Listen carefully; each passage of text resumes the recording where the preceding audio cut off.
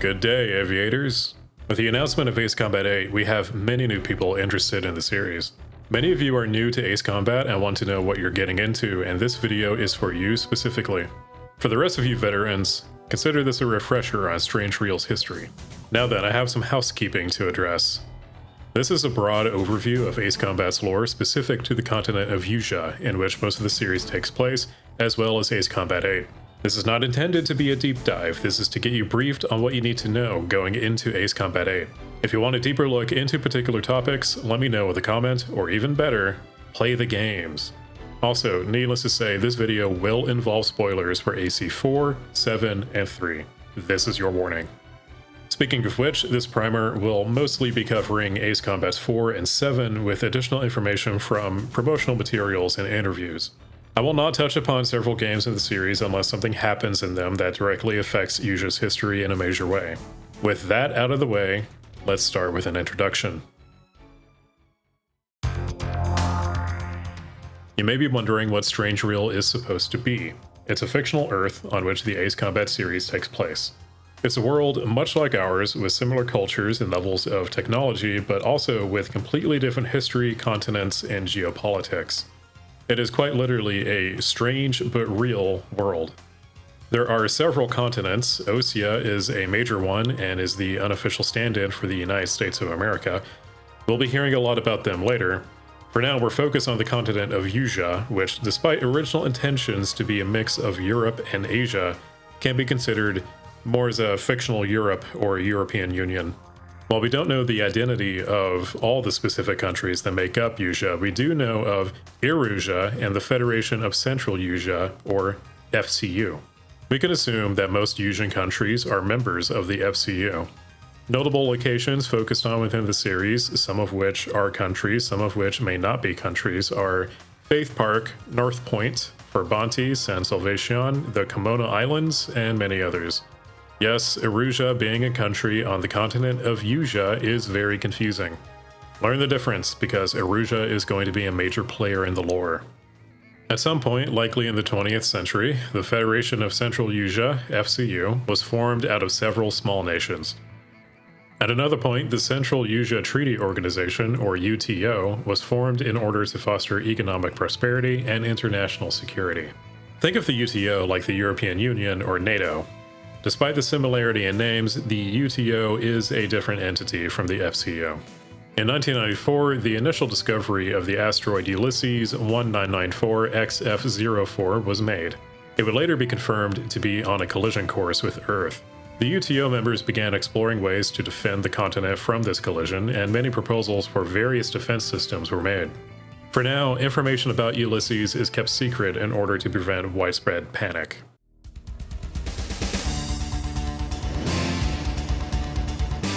In 1995, the events of the first game in the series, Air Combat, takes place. An unspecified rebel group topples the government in the Scully Islands, and government forces are unable to effectively counterattack. Thus, they hire a mercenary squadron, Scarface, to rout the rebels. Scarface is successful in defeating the rebellion, restoring peace to the islands. In 1996, more accurate predictions of Ulysses' impact with Usea were calculated.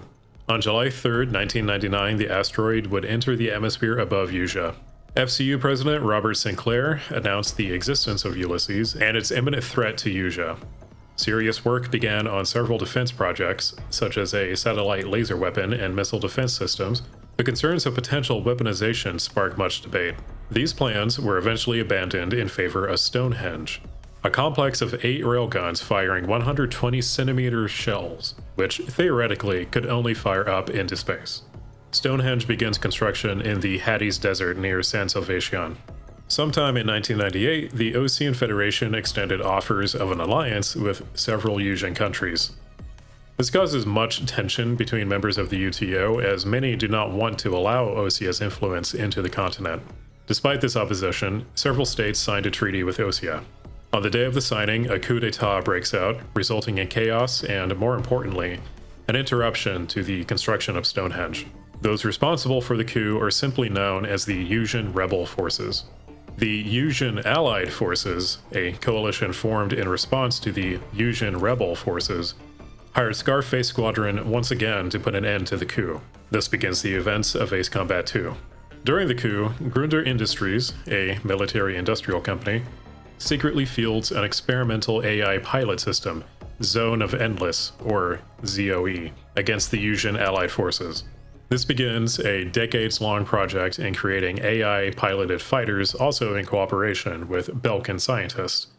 Belka being a country infamous for its technology and nuking itself in a previous war on its own continent, but that's a story for another time. Nonetheless, Scarface Squadron emerges victorious and quells the coup, restoring peace to the continent. Construction on Stonehenge resumes. On that fateful day, July 3rd, 1999, Ulysses enters the Earth's atmosphere. Over the next 5 days, it would break apart and rain fragments down onto Usea. Stonehenge successfully intercepts many of these fragments, and arguably prevents mass extinction, but several pieces still make landfall. Mass destruction spreads across Usea, and many countries are severely affected, notably including Erusia's capital, Farbanti. It is important to note Erusia is a sovereign nation second only to the FCU in size within Usea.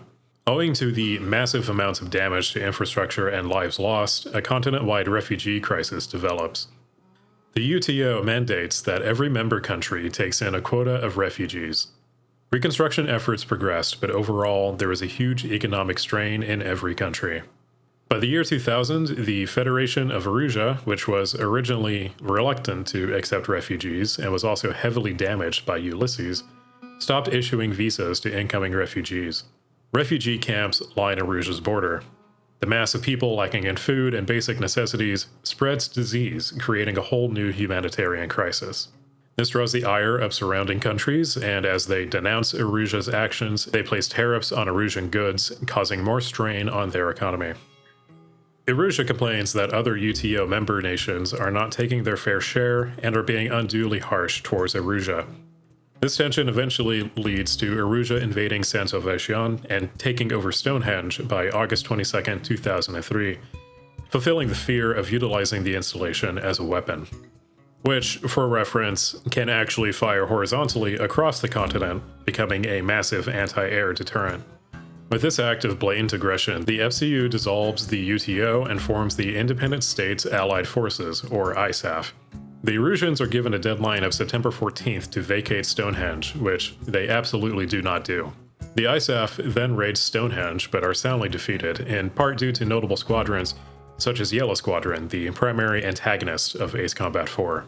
Now armed with the most powerful anti-air weapon ever created, Erusia pushes ISAF forces back across the continent, eventually forcing ISAF GHQ onto the far northern island city-state of North Point in 2004. This is where Ace Combat 4 begins, with the player character Mobius 1 defending ISAF GHQ from Erusian bombers. From that point, the ISAF began their counteroffensive, targeting strategic locations along Usea's eastern coast. At Comberth Harbor, the so-called Invincible Aegir fleet is destroyed, due in no small part because of Mobius 1, and in conjunction with a new reconnaissance satellite, an opening into mainland Usea was created. After many battles across the continent, ISAF reaches Stonehenge. On April 2, 2005, once again with Mobius 1 leading the attack, Stonehenge was destroyed, and the threat of long-range anti-air attack disappeared. Without Stonehenge as a trump card, Erusia is pushed back to their capital of Farbanti, which falls on September 19, 2005. Despite officially surrendering, a faction of radical Erusian officers takes over Megalith, a missile launch facility built in secret during the war. These radicals threaten to use the facility to knock orbiting fragments of the Ulysses asteroid onto the continent. Mobius 1, now leading a squadron of the same name, leads the attack to disable Megalith and is ultimately successful. Thus, the Continental War was finally brought to its end, as well as the end of Ace Combat 4. The ISAF leads reconstruction efforts in Erusia, as well as setting up a new government. However, 1 year after the end of the Continental War, a group of radicals known as Free Erusia capture munitions factories and threaten yet another uprising. Mobius 1 is again deployed to end this resistance. These events took place in Ace Combat 5's arcade mode. Yet another Free Erusia uprising began in 2014, and yet again, Mobius 1 was deployed to stop them. This action was Ace Combat 7's VR mode. Needless to say, neither of these uprisings were successful. Sometime in the early 2010s, Usea, at the behest of then-President Vincent Harling, began construction of a space elevator in Gunther Bay in the city-state of Selatopura. The idea was to help spur economic growth within Usea, although Usea's growing influence over the continent was still unwelcome in the eyes of many. The ISAF during this time was dissolved and peacekeeping duties were taken over by the International United Nations Peacekeeping Force, or IUNPKF. Although several units within the IUNPKF were Usean, most of the peacekeeping forces were actually Osean. Also, at some point during this time, the Federation of Erusea was reformed back into the Kingdom of Erusea. There was relative peace across Usea up until May 15, 2019, when the Kingdom of Erusea, controlled by radical military officers frustrated by Osea's presence, launched surprise drone strikes against several Osean facilities across both the Usean and Osean continents. The surprise attack allowed Erusea to capture most of Usea, but more importantly, they were able to control the space elevator. This conflict would come to be known as the Lighthouse War, named such because of the focus around the International Space Elevator, nicknamed the Lighthouse. In addition to the space elevator, Usea also developed 2 mobile airborne AI-controlled UAV carriers to protect it. These carriers were called the Arsenal Birds, named Liberty and Justice. The Arsenal Birds were capable of launching dozens of drones at a time, as well as protect itself with a projected energy shield, making it very difficult to deal with in a fight.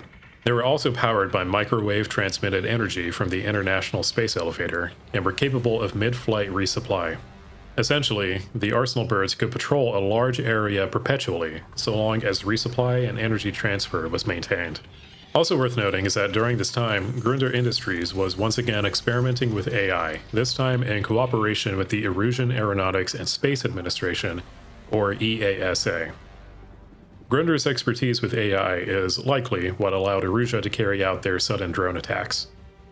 With control of the Arsenal Birds and space elevator, Erusea was in a very strong position to control the continent, as evidenced by Usea trying to make a decisive attack on Farbanti but failing. Much like the ISAF in the Continental War, the IUN was pushed out of Usea, although not completely this time. Ace Combat 7 begins at this point, as Erusea sends bombers to destroy the IUN base on Fort Gray's Island. The player character, Trigger, is instrumental in repelling the bombers. From here, the IUN plans a 2-front offensive. There would be another attack on Farbanti, and IUN forces would push to create an opening to the space elevator in Gunther Bay. Both of these attacks fail, as the Arsenal Birds prove to be too much to handle. To add insult to these failures, former Osean President Vincent Harling was captured at the space elevator, as he happened to be visiting for an inspection. During the assault on the elevator, Harling attempted to escape in a VTOL aircraft, but was shot down in slightly mysterious circumstances, killing him. Trigger, being in the wrong place at the right time, was blamed for Harling's death. Following Trigger's court-martial and transfer to an Osean penal unit, Spare Squadron, the IUN-Osea coalition began changing strategies. While attacking frontline Erusian bases, Usea was also scoping out weaknesses in Erusia's defensive line. A plan was made to attack Erusea by going north and around the continent instead of straight across the mainland, which was within range of the Arsenal Birds. Trigger, after many sorties with Spare, was eventually pardoned and transferred to the Long Range Strategic Strike Group, or LRSSG.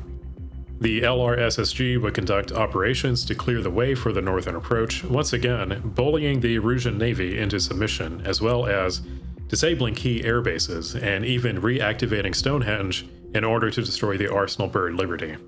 This period of time is also when the DLC missions for AC-7 take place, and although those events are not overall important to know, there is one detail that will become relevant later.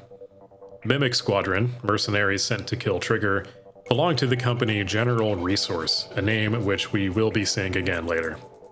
Also during this time is when Grunder Industries begins using Erusian ace pilot Mihai A. Shalaji, the man with many names, to train AI pilot models. Mihai, in addition to experimental autonomous fighters, become recurring opponents for Trigger and the LRSSG. With one Arsenal Bird out of the way, Osean forces launch an assault on Farbanti, which once again falls. Ironically, on September 19th, the anniversary of the last time Farbanti fell. This could have been the end of the war, but Usea and Erusea simultaneously launched anti-satellite missiles at each other's communication satellites. Debris from the destruction of these satellites destroyed almost every other satellite in orbit, causing a widespread communications blackout. Without modern communications, modern militaries can't function, and chaos erupted. Erusia's crumbling government split into two halves: the usual radicals, which wanted to continue fighting the war, and the conservatives, who sought to negotiate an end to hostilities. In the ensuing chaos, the LRSSG learns that the radical faction had orchestrated the war and had used Belkan technology to facilitate the drone strikes. Soon, as every sane person begins to realize the pointless nature of this war, Usea, Erusian conservatives, and the LRSSG join forces to attack the last remaining Arsenal bird and destroy the space elevator. Microwave power is successfully shut off from the elevator, and the last Arsenal bird is destroyed. However, two advanced drones, named Hugin and Munin after Odin's crows, have received the latest pilot data from Grundr's chief scientist Dr. Schroeder, and threaten to upload that data to other drone factories. They ultimately fail as Trigger and the Ocean Coalition defeats them and subsequently destroys the elevator's radio relay system. With the drone threat dealt with and those responsible for starting the war brought to light, the Lighthouse War comes to an end, as does Ace Combat 7. Princess Rosa Cassette de Lis of Erusia sets up a professional government at the base of the space elevator and coordinates refugee relief. And now, as we look to the future, we are in the part of Strangereal's timeline where information becomes quite limited and speculation abounds. We also get to deal with Ace Combat 3's messy lore. For this section, I will be explaining a few key points, but as all of this happens beyond AC-8, I will keep it brief. In 2029, the events of Ace Combat 8 begin. As of right now, we only know that Sotoa, a country never directly seen before in the series, invades the FCU. Past this point, we get into Ace Combat 3's timeline, which is lore created almost 30 years ago. Personally, I think most of it is ripe for retconning, and with Project Aces releasing new materials, I think that outcome is likely. AC3's lore is pretty complex, and there isn't much material to work with that isn't in Japanese, so I will give some key points that I believe will be relevant for Ace Combat 8. First of all, by the time AC8 starts, the rise of mega corporations like General Resource has already started. This means that governmental influence will be weakening and will be gradually replaced with corporatocracy. We will also see some technological advancements such as Connection for Flight Interface, or COFIN, a system that connects a pilot's brain to the flight controls of an aircraft. Aircraft equipped with coffin systems feature no canopy and instead have visual sensors all around the aircraft. Additionally, expect to see more AI pilots, especially in conjunction with coffin tech, as it features heavily in AC3's story and has also been a recurring plot point throughout the series.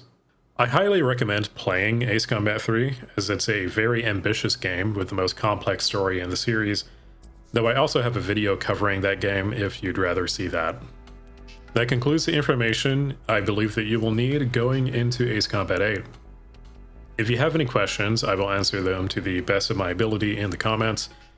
Also keep in mind that much of this is subject to change, as Project Aces recently released an updated map of Usea with some pretty significant changes.